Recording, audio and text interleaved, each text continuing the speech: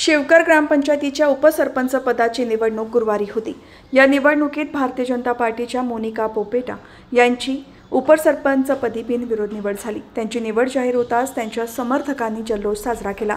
यावेळी भाजपचे राज्य परिषद सदस्य अरुण शेठ भगत यांनी मोनिका पोपेटा यांची उपसरपंचपदी निवड झाल्याबद्दल पुष्पगुच्छ देऊन अभिनंदन केले, तसेच त्यांना पुढील वाटचालीसाठी शुभेच्छा दिल्या।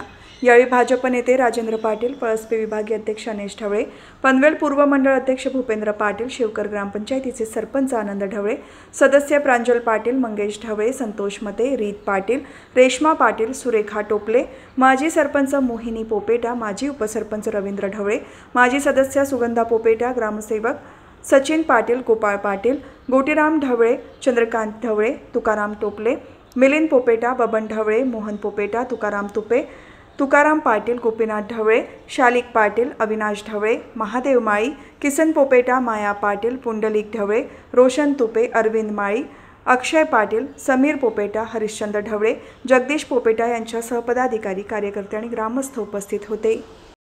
उपसरपंच पदाची निवड झालेली आहे। या निवडणुकीमध्ये मोनिका पोपेटा यांची बिनविरोध निवड झाल्याबद्दल मी माझ्या वतीनं आणि आमच्या सर्वांच्या वतीनं त्यांचं अभिनंदन करतो। त्यांना शुभेच्छा देतो।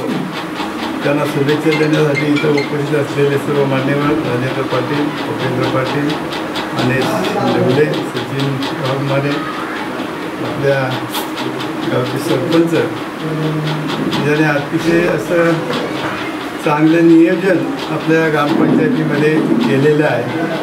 आपण जर आम्ही त्याशी बघून गेलो, सर्व ठिकाणची जर कामं बघितली तर मला वाटतं सर्व ठिकाणी आपला एक नंबर आल्याशिवाय राहणार नाही।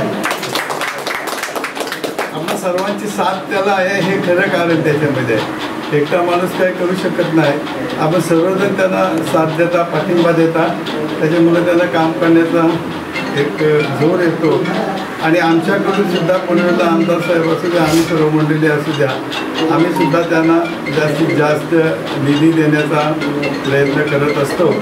आणि म्हणून आपलं हे गाव अतिशय सुंदर गाव या ठिकाणी होणार आहे। म्हणून मी उपसरपंच मॅडमला सुद्धा मनापासून शुभेच्छा देत असताना आपण सर्वांची साथ, आपण एकत्र राहून आपण सर्वजण काम करूया। ज्याचा नंबर येईल त्याला पुढची संधी द्यायची, त्याने सुद्धा काम करण्याची प्रत्येकाला संधी देण्यात यावी, अशा प्रकारची एक मी सरपंचाकडे मागणी करतो।